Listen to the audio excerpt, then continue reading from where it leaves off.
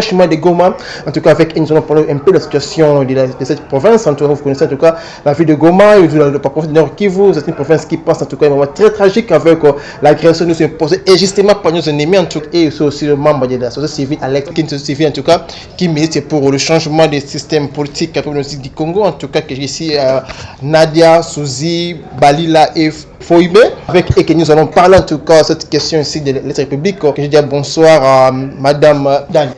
Bonsoir. Madame Souzi, bonsoir à vous. Bonsoir, bonsoir. Madame Dalila. Bonsoir. Madame Foibe, qui est même la présidente de cette délégation. Bonsoir. Je pense que vous allez très bien. Oui, nous allons très bien.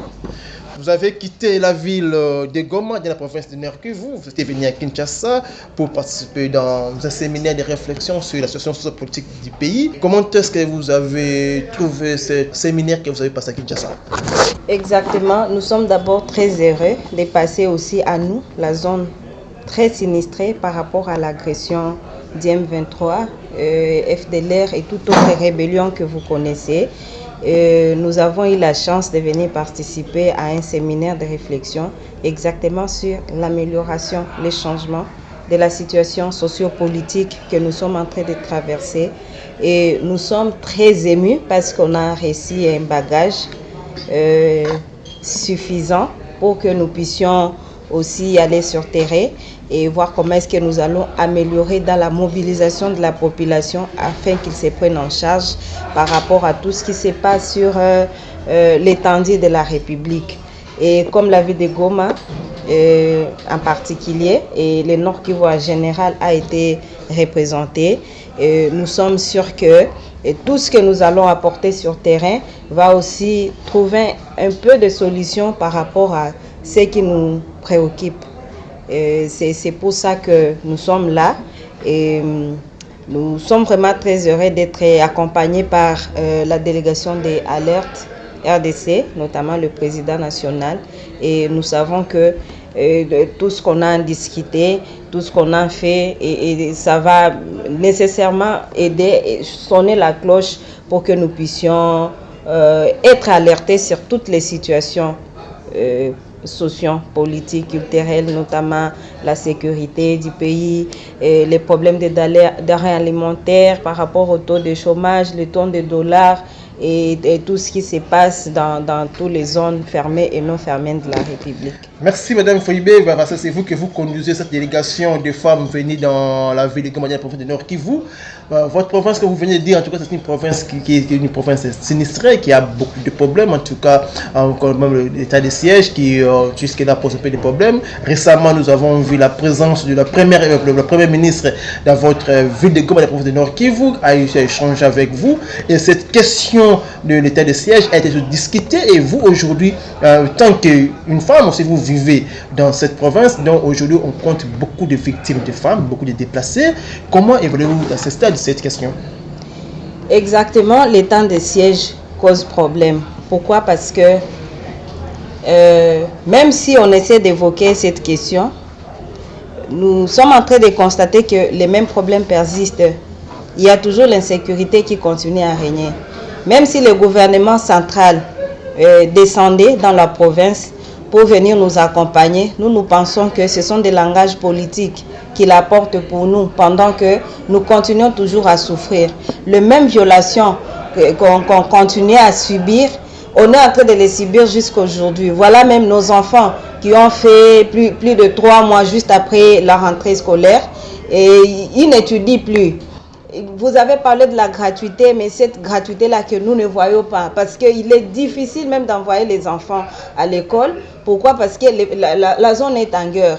Il y a toujours les ennemis qui attaquent les enfants. Il y a le système de 40 voleurs dans la ville de Goma. Il y a le problème de voleurs mais armés. Et cette situation est toujours contrôlée par ces mêmes personnes. Vous allez voir qu'on tire même à bout portant dans la journée comme ça sur la population, voire même les cambistes qui ont un délai de survie dans la ville de Goma. C'est à tout moment que vous allez attendre, on a attaqué un cambiste et même la journée, les matins. Donc on n'a plus les heures de savoir qu'à ces moments ici, il faut se protéger. À cet autre moment, il ne faut pas vous protéger parce qu'à cet autre moment, il y a la situation qui va vous arriver. C'est toujours compliqué.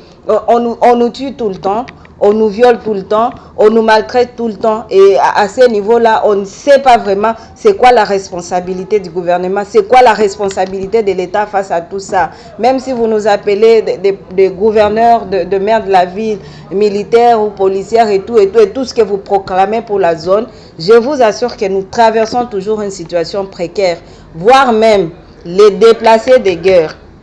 Tous ces gens-là qui sont dans les camps des réfugiés, moi je l'appelle déplacés, parce qu'ils sont tous du Nord Kivu, qui sortent de leur maison pour aller chercher là où il y a un peu de paix pour qu'ils puissent aussi régner.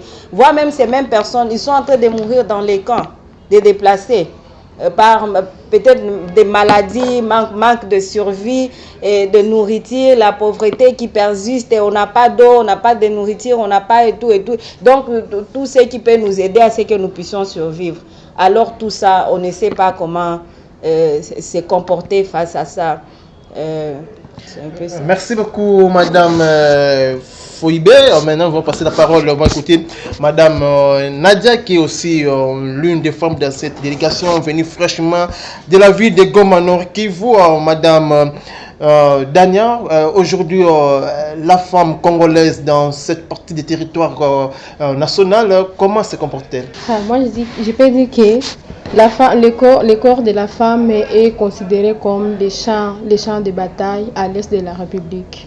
Parce que avec les rapports de PNID, on avait dit qu'il y a plus de 45 000 femmes qui ont été violées à l'est de la République. Et nous, on se demande où sont des organisations féminines pour plaider de la femme. La femme congolaise n'a plus de valeurs. On nous parle des journées internationales de la femme, on nous parle des journées des droits humains, mais à l'est de la République, les droits de l'homme restent bafoués parce qu'il n'y a pas la dignité de l'être humain. Les femmes sont victimes de plusieurs violences. Je peux dire que toutes les femmes de l'Est sont violées sur le plan psychologique. Parce que moi, je ne suis pas dans des cas de déplacés, mais quand j'arrive dans des cas de déplacés, je vois comment nos compatriotes femmes vivent dans des cas de déplacés. Il n'y a pas de toilettes, il y a pas de toilettes. Imaginez en tant que femme, si j'arrive les jours des cycles masculins, comment la femme peut se comporter dans des cas de déplacés. Et tout ça, ça joue vraiment sur notre morale. Et je dirais que toutes les femmes de l'Est sont violées psychologiquement. À part des violences psychologiques, il y a aussi des violences sexuelles. Parce qu'il y a des femmes qui sont exposées au viol, car vous manquez quoi à manger, donc vous êtes exploitées sexuellement. C'est à cause de la guerre. À part cela, il y a des viols, vous quittez la maison pour aller chercher quoi à manger, dans des brousses, vous rencontrez déjà des mauvaises fois, vous êtes violés comme ça. La femme congolaise, la femme de l'Est est exposée à plusieurs et à toute forme de violence par rapport à la guerre qui est à l'est de la République. Et nous demandons aux organisations féminines, à la communauté internationale de faire même un tribunal international pour punir ces gens-là qui commettent des crimes à l'Est, parce que les femmes sont victimes de cette guerre. Merci beaucoup, Madame Nadia. Je pense que ça fait très mal, en tout cas, les gens qui nous suivent à ce moment-ci en direct sur le 9.7 mégas. Je pense qu'en tout cas, ils s'aimaient aussi dans votre point. En tout cas, ça touche en tout cas le folk congolais. Madame Souzi, vous êtes à Kinshasa. Vous êtes venu participer à ce séminaire qui a été organisé par votre organisation de société civile Alerte. Est-ce que cette question aussi des femmes du Nord Kivu a été aussi débattue ou a fait l'objet d'une réflexion pendant votre semaine passée pendant votre séminaire? Bon, merci beaucoup. Je dirais que pendant notre séjour à Kinshasa, dans le séminaire d'Alerte, on a parlé de plusieurs choses, notamment aussi les cas de la guerre au niveau de l'Est. Or, on ne peut pas parler de la guerre à l'Est et ça parler aussi de la femme et de l'Est parce que nous vivons la même situation là-bas. On a essayé aussi de parler par rapport à comment faire notre lutte en tant que femme, mais aussi la lutte générale en tant que mouvement citoyen comme nous sommes là. Mais on a parlé suffisamment aussi de la guerre concernant l'état actuel de l'Est de la République. Est-ce que vous avez ressenti aussi l'approche de la femme qui vit à Kinshasa à vous, que vous avez venu de cette République? Bon, moi je n'ai pas senti ça personnellement. Je dirais que je n'ai pas senti cela parce que tel que je vois la ville de Kinshasa, c'est comme si nous sommes dans les oubliettes au niveau de l'Est. Chacune et chacun de nous se préoccupe seulement de ces activités d'argent. Après, le langage qu'on dit ici que non, à l'Est on se victimise beaucoup. Et ça, vraiment, ça nous donne d'autres choses et on commence à réfléchir autrement. On pensait qu'en venant à Kinshasa, on doit quand même trouver la femme qui se soucie aussi d'autres femmes de l'Est, mais je n'ai pas vu, je n'ai pas constaté ça vraiment dans la ville de Kinshasa. Alors, merci beaucoup. Maintenant, on va écouter maintenant Madame Dalila, lui aussi membre de cette délégation venue des Goma. Madame Dalila, vous que vous êtes aussi une femme. Aujourd'hui, le président de la République donne une grande importance au genre cette jeune féminin, à vous, les femmes. Nous avons vu aujourd'hui le chef du gouvernement est dirigé, le gouvernement est dirigé par une femme. Parce qu'aujourd'hui, le problème de la femme, c'est les femmes de la République qui sont victimes de l'agression nous imposée et justement par nos ennemis. Est-ce que la présence de la première ministre de votre province avait vraiment tenu l'attention ou l'intention de vous femmes victimes de ces atrocités imposées injustices? Merci, messieurs les journalistes, pour la question. Moi, de mon côté, parce que quand la première ministre est arrivée à Goma, nous avons formé une délégation, nous sommes allés la voir pour la situation de la femme, surtout dans les cas de déplacés. Elle a dit qu'il va voir, elle va apporter, il va amener la nouvelle au chef de l'État, mais à notre grande surprise, avant l'arrivée de la première ministre, égale après l'arrivée de la première ministre. Rien ne s'est passé, rien ne s'est produit. Maintenant, on se demande quel sera le sort de la femme déplacée de guerre qui vit dans les camps de déplacés, les sites de déplacés autour de Goma. Il y a beaucoup de cas de protection, d'incidents de protection de la femme dans le cas de déplacés, mais qui n'aboutit pas les humanitaires. Du coup, ils jouent le rôle et du gouvernement et le rôle proprement dit. Parce que il y a des cas de déplacés, il y a une déplacée qui a mis au monde un triplet. 3 enfants. Mais jusqu'à présent, le gouvernement là de l'État de on commence d'abord par la province, le gouvernement de l'État de CCT ne vient pas en aide. Quand on l'a dépêché à l'hôpital, et ce sont des bandits qui sont venus prendre sa hit et emporter tout. Donc la femme, elle est victime et elle a mis au monde à Brousse quand elle était allée chercher le bois de chauffage. Arrivée à la maison, on le dépêche à l'hôpital et à la maison, elle est encore victime de vol. Et après qu'elle regagne la maison, on l'a fait juste une petite maisonnette qu'elle vit seule. Son mari était mort quand ils fouillaient la guerre et elle est seule.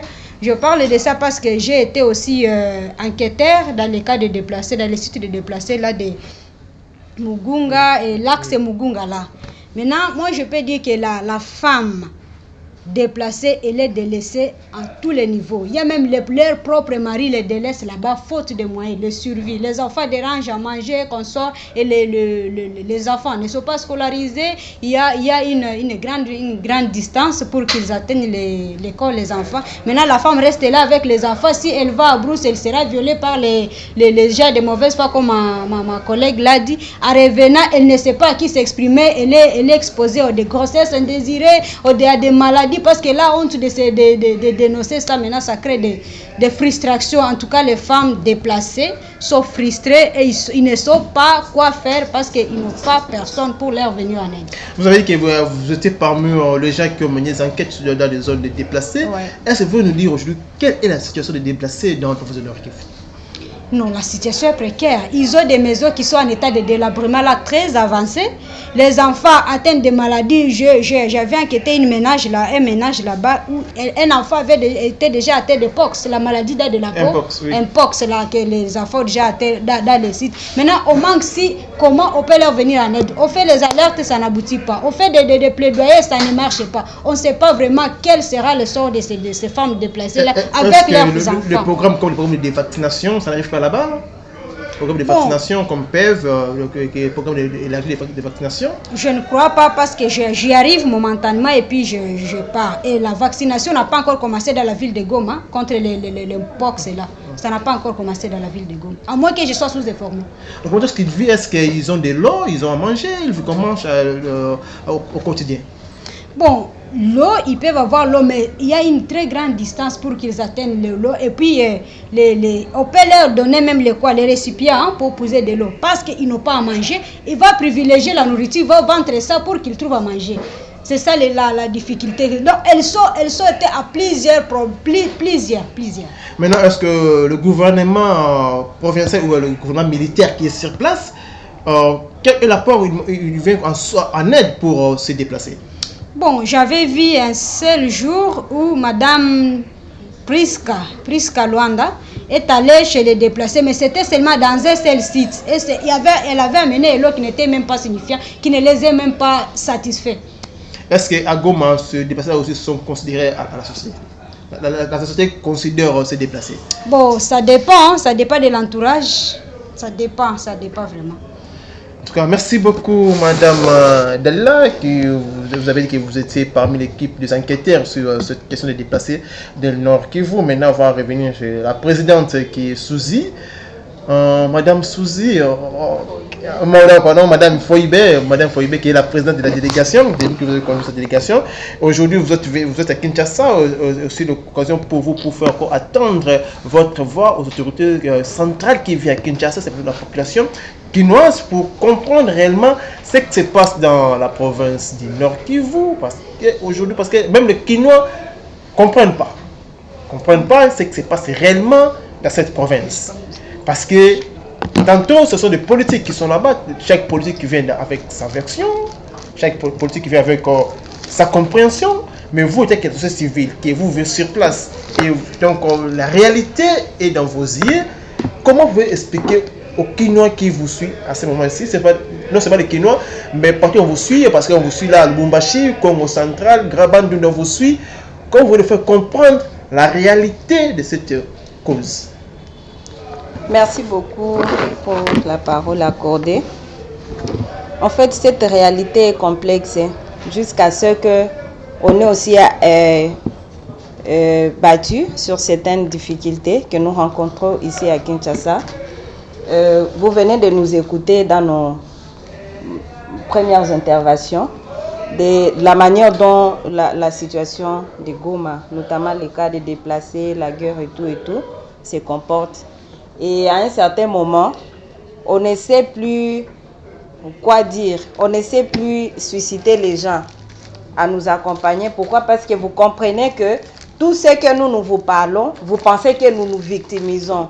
Pendant que c'est la réalité, c'est la chose qui se passe sur le terrain et que nous sommes en train de les traverser en réalité. La deuxième des choses, notre souci serait de faire parler notre voix, de l'amener plus haut. Parce que si on se dit que nous rencontrons les ambassades, la communauté internationale et tout, et ils nous attendent que nous puissions d'abord nous prendre en charge pour qu'eux aussi viennent réagir. Mais quant à notre gouvernement, en tout cas, s'il vous plaît, nos chers gouvernements, nous sommes aussi vos enfants. Goma fait partie du Congo. Le Nord Kivu fait aussi partie de la RDC. On n'accepte pas de souffrir, de vivre cette souffrance pendant que vous êtes en train de rouler vos carrosses ici à Kinshasa, pendant que vous êtes en train de vous déplacer partout là où vous voulez. Vous amenez vos enfants dans de bonnes conditions pour qu'ils puissent étudier. Vous occupez tous les supermarchés, je m'excuse, pour que vous puissiez vous procurer de la nourriture et tout. Nous n'avons que nos champs comme richesse. Nous n'avons que nos petites activités que nous menons dans la ville de Goma. Apportez-nous la paix.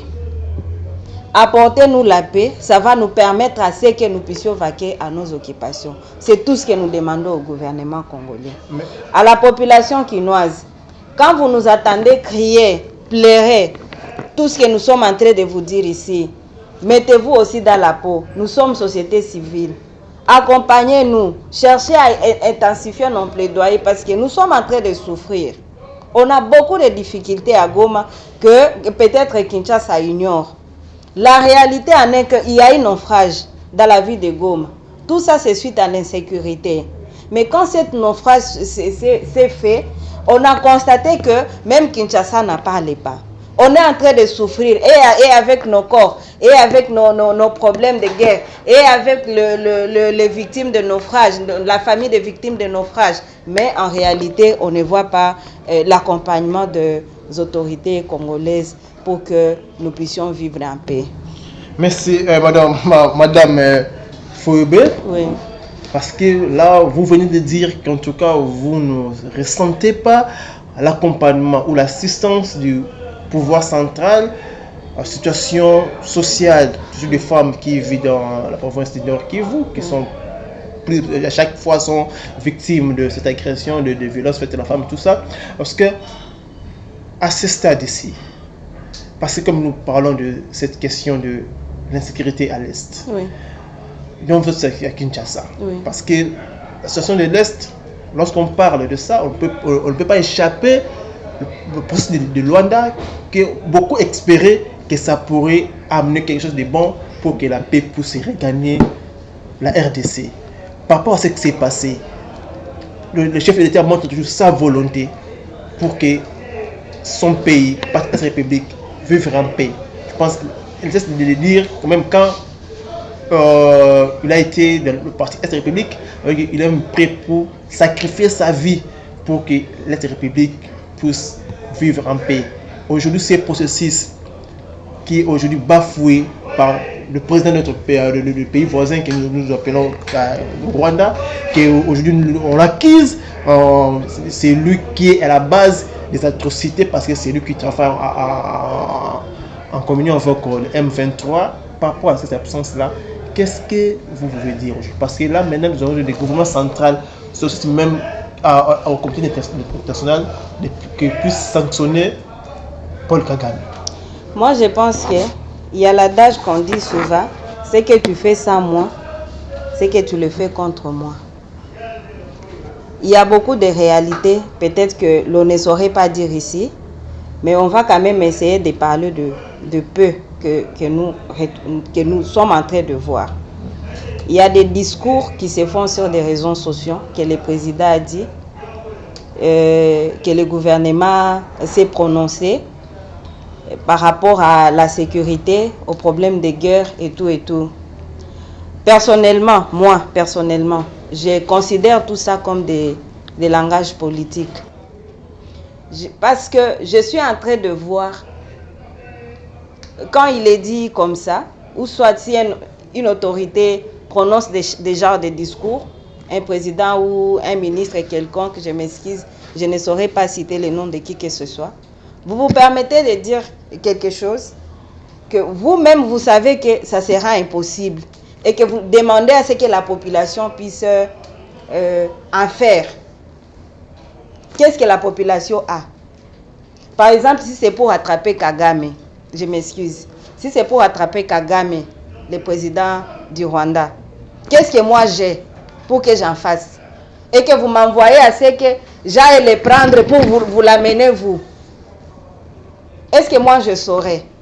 Avec tout ce qu'il y a, vous comprenez que nous sommes devenus un champ de bataille, un corps qui subissent tout genre de violence. Et vous me demandez à ce que je fasse ce qui n'est pas de ma compétence. Ça me renvoie à quel genre de responsabilité? Je ne sais pas. Merci beaucoup, Madame Foyebe. Maintenant, on va passer la parole à Madame Nadia. Madame Nadia, aujourd'hui, Congolais avaient l'espoir avec ces processus de loi pour remédier à la question des hostilités parce que les républiques, comme cette énième rencontre a mal tourné et le gouvernement sollicite les sanctions contre Paul Kagame. Qu'est-ce que vous dites? Premièrement, moi je suis tellement contente car ça n'a pas marché, ce processus-là de Luanda, parce que moi je dirais que c'est une aventure. C'est une aventure organisée par un clique de bandits qui se sont organisés d'aller bouffer l'argent du gouvernement. Quand ils arrivent là à Luanda, depuis qu'ils ont commencé avec Nairobi, il faut analyser les choses. En commençant par Nairobi, il n'y a pas de résultats à Nairobi, nous sommes allés à Luanda. Quand ils arrivent là à Luanda, ils ne parlent pas du M23. Ils nous parlent seulement des choses des FDLR et on va traquer. Donc il n'y a que les intérêts du Rwanda qui est là. Mais pour les Congolais, on ne voit pas les intérêts des Congolais. Ce sont les Congolais qui sont victimes. Ils étaient partis là-bas à Luanda, ils ont dit on va traquer. Il y avait des accords qui étaient signés entre... Cessez les faits. Cessez les faits, c'était à Nairobi. En Luanda, on nous parlait de la traque des FDLR parce que Kagame obligeait au gouvernement congolais, avant toute chose, on va commencer d'abord à traquer les FDLR. Et comme on a un gouvernement, vraiment je ne sais pas comment je dois les qualifier, ils ont accepté. Quand on nous parle de la traque des FDLR, commençons d'abord par la guerre de l'AFDEL. Il y avait la communauté aussi, parce que quand moi je parle des M23, quand moi je parle aux gens qui s'attaquent aux FDLR, moi je vois la communauté tous. Il y avait les Rwandais qui occupaient toute la zone est. Là vous allez là sur le haut plateau, au nord Kivu, au sud Kivu, partout, ce sont les Rwandais qui étaient là. Et quand ils étaient arrivés là-bas, ils ont traqué combien de FDLR. Après ça, on nous amène la guerre des RCD. Quand on parle de l'RCD, il y avait qui contrôlait l'Est de la République? C'était les Rwandais. Pourquoi ne pas traquer à ces moments-là? C'était un bon moment pour traquer les FDLR. Ah, ok, on termine avec l'RCD. Il y avait le CNDP. CNDP avec le Laurent Kunda. C'était les Rwandais même qui occupaient les zones là dont les FDLR étaient. Aujourd'hui, il y a les M23 qui étaient arrivés en 2012-2013. Ce sont les mêmes Rwandais avec les Makenga, ce sont les mêmes personnes. Donc vous confirmez que l'M23, ce sont des Rwandais, ne sont pas des Congolais? Oui, ce sont les Rwandais. Ce sont les Rwandais qui s'arrangent. Donc il y a un jeu qui est caché là-bas. Ce sont les Rwandais qui s'organisent pour venir exterminer les routes congolais. Donc ça veut dire que le chef de l'État a raison lorsqu'il dit qu'il ne peut pas négocier avec les M23 car les M23 sont des Rwandais, ne sont pas des Congolais. Oui, il a tout à fait raison, mais je peux dire que lui aussi, je ne sais pas s'il joue au populisme comme ça, parce que il ne peut pas dire les matés, moi je ne vais pas négocier avec les M23 parce que ce sont les Rwandais. Et puis le soir, il envoie une délégation de la RDC aller discuter avec les Rwandais à Luanda. C'est aller négocier avec ces gens-là, c'est une aventure. Maintenant, quant à ça, vous êtes une civile de cette partie du territoire. Qu'est-ce que vous pouvez demander à cette situation? Moi, je peux dire au peuple congolais de nous prendre en charge, de nous débarrasser avec les histoires des politiciens. Aujourd'hui, on voit des politiciens sont tous excités quand on parle des questions de changement de la Constitution. Pourquoi on ne peut pas se mettre ensemble en tant qu'un seul Congolais pour parler et mettre fin à la guerre que nous imposent les Rwandais et l'Ouganda? Parce que moi, l'Ouganda? Mais oui. Nous sommes attaqués au Grand Nord par l'Ouganda. Mais on connaît ici, c'est le Rwanda qui est... Parce que c'est lui qu'on taxe, c'est le Rwanda, mais... Il y a un parent. Vous voyez quand on parle d'un père, il y a le grand-père qui est là. Il y a le grand-père. Et il y a le grand-père qui se cache devant tout ça, c'est l'Ouganda. Qui a formé Paul Kagame? C'est Museveni. Avant-hier, vous avez vu un communiqué du fils de Museveni qui avait dit en 2025, nous allons tuer tous les mercenaires blancs qui sont au Congo. Quand on nous parle de mercenaires, il y a les Roumains qui étaient venus au Nord Kivu pour encadrer nos militaires. Et quand c'est l'Ouganda qui parle, quand on parle des ADF au Grand Nord, quand on voit ADF, c'est l'Ouganda. Ah, non, merci. Donc, je pense que là, vous venez d'éclairer l'antenne de la population pinoise. Je peux appeler au peuple congolais de nous prendre à charge. Ce pays nous appartient. On doit chasser. D'ailleurs, cette guerre est générationnelle. C'est vieux ici. On a déjà échoué. Il est temps, nous, en tant que jeunes, de prendre nos responsabilités, de mettre ces gens à côté et puis bâtir un Congo nouveau. Merci beaucoup, Madame Nadia. Maintenant, on va écouter Madame Souzy. Madame Souzy, quand vous parlez de cette situation de l'Est est un peu confuse, parce que, comme vous-même que vous êtes là, vous vivez cette situation, je pense que vous essayez de faire comprendre la réalité de cette question. Aujourd'hui, il y a un phénomène Wazalendo. On dit que le Wazalendo, aujourd'hui, ça doit défendre, en tout cas, bien cette partie des républiques. Est-ce que vous, étant que aussi une femme, est-ce que Wazalendo a un apport positif à cette question de sécurité? Bon, merci beaucoup. Moi, je dirais que les Wazalendo, oui, mais ils ne sont pas bien encadrés parce qu'actuellement, à Goma, on commence maintenant à victimiser les Wazalendo. Moi, je pense que les présidents peuvent maintenant voir comment encadrer ces jeunes parce que ce qui est sûr, ils défendent bien. Les Wazalendo qui sont sur les lignes de front défendent bien leur rôle. Mais dans la ville de Goma, il y a aussi les faux Wazalendo. Là, quand tu vois quelqu'un qui porte l'arme sans même tenue, il ravit le téléphone, ne dirait pas que ce sont toujours les Wazalendo. Même toutes les bandits actuellement se disent Wazalendo. Moi, je pense que le gouvernement peut voir comment encadrer ces jeunes-là. Parce que si les lignes de front, si tu prends par exemple Massissi, quand tu vois là où les M23 se limitent et là où commence notre armée, ce sont les Wazalendo qui sont sur les premières lignes. Et le FARDC vient toujours à la deuxième position. Donc aujourd'hui, le rapport de force, c'est les Wazalendo. Pardon? Aujourd'hui, le rapport de force, c'est les Wazalendo. Bon, ils combinent ça, il y a les Wazalendo et les FARDC. Ils travaillent toujours en commun. Maintenant, vous, en tant que civil, comment est-ce que vous êtes en train de sensibiliser la population dans ces coins du pays pour bien protéger notre terre? Moi, je ne comprends pas ta question. Juste si vous, en tant que civil, que vous vivez dans ces parties républiques, comment est-ce que vous allez faire pour sensibiliser la population du Grand Nord pour défendre leur terre? Bon, moi je dis, on a déjà sensibilisé parce que dès lors que les jeunes, les Wazalendo se portaient garant d'aller défendre notre terre, c'est déjà une grande sensibilisation. C'est maintenant à l'État congolais, soit à notre gouvernement, soit de doter ces jeunes-là avec les munitions. Parce que parfois on entend parler qu'ils n'ont pas de munitions sur leur ligne de front, mais ça c'est un problème du gouvernement, ça ne revient plus à la société civile. Parce que lorsqu'il y avait même des jeunes qui avaient adhéré pour aller faire la formation militaire, il y a les jeunes qui sont mis ensemble pour entrer dans les groupes Wazalendo. Là déjà ça c'est une mobilisation. Il n'y a pas notre part. Bon, moi je dis peut-être ce que je peux dire c'est toujours la résistance populaire. La résistance aussi aux côtés des Wazalendo. Mais dire que nous, qu'est-ce qu'on peut sensibiliser, on a déjà fait notre part jusqu'à ce point. Merci beaucoup Madame Souzy. Maintenant on va écouter Madame Dalila, c'est lui qui avait en tout cas mené les enquêtes sur les zones de déplacés. Madame Dalila, est-ce que aujourd'hui, vous êtes un casse civil du Nord Kivu, du comté Alex, malgré que vous êtes à Kinshasa, est-ce que au niveau de la province du Nord Kivu, vous êtes civil, vous parlez le même langage sur cette question de la sécurité? Oui, je pense que oui, nous parlons le même langage. Le même langage? Oui.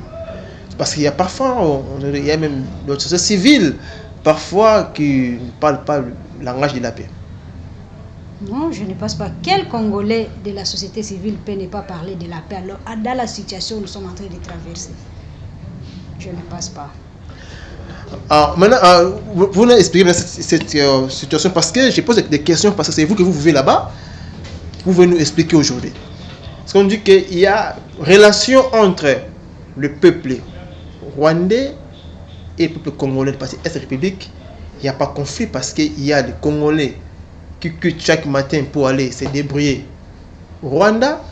Il y a aussi parfois aussi l'histoire du rentre, et parfois c'est du Rwanda qui vient dans notre partie et fait de leur commerce, eux, du rentre. Et comment est-ce que se passe cette relation? Est-ce qu'il n'y a pas une divergence entre les deux populations? Non, parce que ça c'est le plan économique, ce n'est pas le plan politique. ni le plan les plans militaires. Et ils viennent, ils vendent leurs produits, ils rentrent sans agresser, sans déranger, sans faire quoi que ce soit. Nous aussi, nous allons chez eux. Tu viens avec ton objectif. Après avoir fini ce que tu avais à faire, tu rentres calmement et bonnement. Moi-même, je pars au Rwanda, des fois acheter les saucisses, j'achète et puis je rentre calmement. C'est pas légal. Tu achètes et tu rentres. Gisenyi. J'achète mes saucisses et je rentre calmement, personne ne me dérange, personne ne me demande quoi que ce soit. Maintenant, à quand est-ce que ça fait le conflit? Bon, le conflit réside là où il y a les portions de terre maintenant. À Goma, ce n'est pas fréquent, mais dans l'intérieur de Goma, quand les Rwandais viennent dans les champs d'autrui et s'emparer du champ, c'est là qu'il y a des problèmes. C'est parce que dans le discours du chef de l'État, je pense qu'il a été ça de 13 ici, son discours sur l'état de la nation, le chef d'État a parlé quelque chose de très capital. Il a bien dit, il y a des zones ou des villages, des territoires qu'on a été dépeuplés pour peupler ça par notre population. Et il craint qu'aujourd'hui, que le Congo puisse avoir des problèmes et appeler à la vigilance, à la mobilisation et à la conscience du peuple congolais. Ouais, ça vous fait dire quelque chose? Je peux dire oui. Pourquoi je peux dire oui? Parce que vous voyez, les zones sous occupation des M23, la plupart des Congolais ne sont pas là. Ils sont si vous arrivez dans des cas, quand on parle, il y a plus de 50 000 de déplacés. Il fallait vous demander où sont venus ces gens-là. Ces gens-là sont dans des cas de déplacés à Goma, mais si vous arrivez dans leurs milieux respectifs, il y a des gens. C'est qu'il y a, je vous ai dit qu'il y a une aventure qui se fabrique là-bas. Les gens quittent au Rwanda pour venir vivre dans ces villages-là. Par exemple, après cette guerre, on se rappelle parce que ce sont des gens qui partent et ça sera un peu difficile parce que ces gens-là parlent d'un même langage. On se replie comment différencier qui est un vrai Congolais et qui ne l'est pas. Parce qu'il y a des gens qui quittent déjà le Rwanda pour habiter les zones là où il y a les M23. Parce que si vous arrivez même à Kibumba, partout là où il y a les M23, si vous êtes dans des véhicules, il y a un deuxième fabriqué par le Rwanda, il y a les gens qui demandent des taxes aux véhicules. Ce sont des gens qui étaient fabriqués. Il y a même des administrateurs, des gouverneurs, des maires de la ville par là. Donc ils ont déjà amené leur population et ça va créer. Demain ou après-demain, ça peut créer des problèmes. Parce que même les histoires de tous ces Congolais étaient commencées par là. Quand les gens quittaient le Rwanda pour aller travailler à Massissi, dans des champs, et en arrivant là-bas à Massissi, ils ont mis les enfants au monde, les enfants ont grandi, ils ont marié des noceurs. Ça a commencé comme ça. Prenons l'exemple même de la génocide. Quand les Hutus quittaient le Rwanda pour arriver au Congo, ils ont mis aussi au monde. Aujourd'hui, on a un bon nombre de tous Congolais, des Hutus congolais. Il faut nous demander leur origine. C'est que quand ils venaient les jours de la génocide. Et aujourd'hui, il y a un 23, ça fait au moins 3 ans. Ça fait au moins 3 ans qu'ils sont là-bas. Est-ce que les gens là, ils n'engrossent pas nos filles? Ils n'engrossent pas nos filles. Il y a des enfants qui vont naître là-bas. Les gens qui quittent le Rwanda, je ne sais pas si c'est vrai. On est en train de les mentir que vous venez travailler au Congo. On les fait quitter des villages dans les villages rwandais pour arriver au Congo. Petit à petit, ils vont se multiplier et puis les Congolais originaires de ces milieux-là, quand ils vont retourner dans leurs milieux respectifs, parce qu'on ne sait pas quand est-ce que cette guerre va finir. Vous voyez, il y aura vraiment un grave problème. C'est pourquoi moi, je suis d'accord avec le chef de l'État quand il avait fait l'appel à la vigilance au peuple congolais. Mais c'est pas, lui aussi ne peut pas seulement se victimiser. Il doit prendre ses responsabilités mais pour mettre fin à ça. Merci beaucoup, Madame Dalila. Donc maintenant, c'est Madame Nadia. Maintenant, Madame Dalila qui demande la parole. Vous avez la parole, Madame Dalila. Alors, moi, je vais compléter ma collègue. Elle disait ceci, nous sommes dans la zone de Beni maintenant, là où il y a les ADF. Il y a les gens qui ont planté leur cacao là, dans la zone de Beni territoire. Maintenant, du coup, vous allez trouver, il y a une population qui vient massacrer une autre population pour s'installer là-bas. Les cacao, ils vendent les cacao. Si tu pars à Datosha, tu vas trouver que le cacao a été exploité. Il y a des gens des gens qui... Tu étais seulement débrouillé. Il y a des gens qui sont en train de parler de l'autre côté. Du coup, tu fouilles, tu te caches. On a été en contact avec une victime qui a échappé au massacre des ADF. Nous ont dit c'est toute une famille, c'est tout un peuple qui marche dans la brousse là-bas avec des enfants, avec des femmes, avec des femmes grosses, des papas, avec des machettes. On enseigne aussi aux enfants d'égorger les gens. Donc, vous sortez, quand vous fouillez, il y a d'autres personnes qui s'installent là-bas et qui exploitent vos chats là-bas. Et si tu viens là-bas, tu es fini, on te coupe la tête. Donc, il peut y avoir raison dans ce sens-là parce que nous, les Congolais, nous fouillons nos chats pour que d'autres s'y installent. Si tu y vas, tu seras décapité. Mais face à cette situation, est-ce que le gouvernement militaire est saisi et qu'est-ce que le gouvernement militaire est en train de faire pour sécuriser sa population? Malheureusement, ils ont encore envoyé, ils ont encore demandé de l'aide chez le Rwanda, l'Ouganda, les RDF. Les RDF, c'est eux qui contrôlent là-bas. Nous avons appris par des sources anonymes qu'eux aussi exploitent et nos cacao et nos gros baobabs pour les bois rouges. Ils envoient ça en Ouganda. En tout cas, merci beaucoup. Je pense que nous arrivons déjà à la fin de notre émission. Donc, maintenant, je vais accorder à chacun de vous une minute 30 secondes pour ce mot de la fin, aussi pour les mots forts que vous allez laisser pour la population congolaise, quinoise, et aussi le gouvernement central qui vous suit à ce moment ici. C'est le 9.7 MHz Radio Héritage. Nous allons commencer par Madame Souzi. Ok, merci beaucoup pour cet espace. Moi, je dirais, pour le gouvernement d'abord, moi, je demande au président de la République de prendre ses responsabilités. Parce que c'est étonnant qu'à lui aussi commence à dénoncer comme nous, société civile. Il doit agir comme président de la République, le garant de la nation, comme il a toujours dit, c'est là. Pour la population, je ne dis pas seulement la population quinoise, mais moi, j'appelle tout le monde, tout Congolais, de prendre aussi, être aussi sensible de ce qui se passe à l'Est. Parce qu'actuellement, comme ma sœur l'a dit là, tout le monde est agité pour la question du changement de la Constitution. Mais moi, je dirais que les Congolais puissent aussi être agités de la même manière quand on parle de la question de la guerre à l'Est. Parce qu'on ne peut pas parler du Congo, ça Est de la République, on ne peut pas parler du Congo, ça Beni, mais il faut parler du Congo. On parle du Congo quand on généralise tout Congo qui n'est pas encore été morcelé. Oui, c'est ça. Donc, tout Congolais doit être... Le Congo ne sera jamais balkanisé. C'est ça. Tout Congolais doit être agité à la question de l'Est de la République. Question là des changements de constitution ou pas, qu'on mette ça d'abord en dehors, à côté, mais qu'on se batte d'abord... La priorité, c'est restaurer la paix. La paix à l'Est de la République. Merci beaucoup. Mot de la fin de Madame Nadia. Moi, j'appelle à la solidarité nationale. Donc, j'appelle tous les Congolais de parler un seul langage. J'appelle les opposants, les gens qui sont au pouvoir de parler un seul langage. Parce que quand on parle de la Constitution, quand il s'agit de leurs intérêts, je vois tout le monde est agité, tout le monde parle. Mais quand on parle de la situation de Beni, quand on parle de la situation de Kwamutu, quand on parle de la situation de Goma, tout le monde fait semblant parce qu'il n'y a pas leurs intérêts, il n'y a pas leurs intérêts là-bas. C'est pourquoi moi j'appelle tous les Congolais à parler un seul langage, de coaliser nos forces ensemble pour en finir avec cette guerre que nous impose les Rwandais.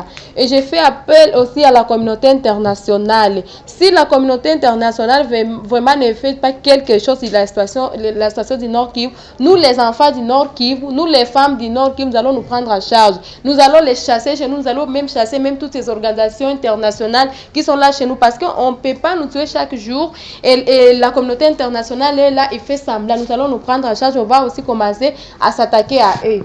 Et j'appelle aussi au gouvernement congolais d'arrêter avec cette question-là de se victimiser. Il doit prendre les responsabilités. Mais qu'est-ce qui nous manque? Est-ce que nous manquons l'armée? On a une armée forte. Mais il manque seulement la volonté. Donc, que le gouvernement enlève la politique dans la question des guerres. Laissez donner les munitions aux guerres. On a besoin des commandements. On n'a pas besoin des politiques d'aller dans des salons climatisés, vous commencez à parler de ça. Non. On veut la paix chez nous. Rien que la paix, donc je n'ai pas beaucoup à augmenter, je n'ai pas beaucoup à parler, mais j'ai besoin de la paix et que le gouvernement prenne ses responsabilités à main. Merci beaucoup, Madame Nadia. Maintenant, on va écouter Madame Dali, l'enquêteur de zone de déplacés. Merci beaucoup. Mon dernier mot, je dirais au gouvernement congolais, au chef de l'État particulièrement, à la chef du gouvernement congolais, que la balle est entre nos mains. Si nous ne faisons rien aujourd'hui, nous vivrons demain comme aujourd'hui. Il est temps que chacun prenne ses responsabilités en main, qu'on se batte pour la cause de la nation. Nous ne serons pas là pour pleurnicher tous les jours et demander des interventions partout ailleurs, alors que nous-mêmes, nous sommes capables de les faire. La guerre là à l'Est avec Mamadou, ça a fini avec le gouvernement, avec l'armée congolaise, les FARDC. On n'a pas amené les quoi? On n'a pas amené les mercenaires, on n'a pas amené qui que ce soit. Et avec un gouverneur civil, et non pas un gouverneur militaire, mais aussi avec leur fameux état de siège là. Ça persiste et ça résiste. Avec l'état de siège, tout a bâclé. Et la sécurité, et les envahisseurs sont entrés pendant l'état de siège. Les 40 voleurs, c'est pendant l'état de siège. Les tueries un peu partout là dans la ville, c'est pendant l'état de siège. Et puis qu'ils ne voient pas seulement Goma. Goma, il y a aussi Masisi. Masisi aussi c'est le Nord Kivu. Il y a Rutshuru, c'est le Nord Kivu. Pourquoi seulement se focaliser sur Goma? Et puis nous ne voulons pas que le gouvernement ici, les délégations qui viennent là-bas pour seulement nous faire quoi? Nous enterrer. Nous ne voulons pas un jour comme ça, on brûlerait leurs voitures là climatisées. Nous ne voulons pas si vous venez là-bas, c'est pour la cause de la paix et non pas la cause de la mort. Quand nous sommes morts, c'est maintenant qu'ils vont venir. Il ne faut que voir seulement leurs intérêts et non pas l'intérêt du peuple. Aussi, qu'ils cessent avec l'histoire. La présidente de la délégation, Madame Foibé, votre mot de la fin de l'émission. D'accord. En dernier mot, je dirais que chacun puisse jouer son rôle. Nous, en tant que population, nous allons toujours rester main haute pour empêcher et dire non à la guerre au Nord Kivu. Au gouvernement congolais, comme les autres l'ont dit, c'est d'être vraiment responsable par rapport à tout ce qui se passe, qu'ils ne croisent pas les bras, qu'ils ne ferment pas les yeux, qu'ils prennent aussi les devants. Nous, on ne refuse pas de les accompagner, mais qu'ils mettent aussi des munitions, qu'ils mettent aussi de moyens, de fonds, pour que la guerre puisse cesser chez nous. Et à toutes les organisations de la communauté internationale, notamment ces MONUSCO ici qui nous observent. Nous, on ne veut plus d'eux. On en a marre. On a vraiment souffert. Vous avez attendu l'histoire telle qu'on a narrée, des guerres, des rébellions et des rébellions. Nous, quand on grandissait, on a même vécu les génocides du Rwanda, de la manière dont on accueillait tous ces gens. Et aujourd'hui, il y a ces jeunes-là qui ne veulent même pas nous accueillir chez eux, seulement pour se promener. Mais quand ça devient de leur côté, ils veulent assez qu'ils viennent même s'implanter chez nous, chercher même à avoir nos propres noms. Et on ne veut plus accepter ça parce que nous savons que et le Rwanda, et l'Ouganda, le Burundi et la Tanzanie, ils sont vraiment hypocrites par rapport à la situation que nous sommes en train de traverser. Et à ce niveau-là, on va les barrer la route, on va prendre notre désir à main pour que nous trouvions la paix et pour que le Congo aille de l'avant.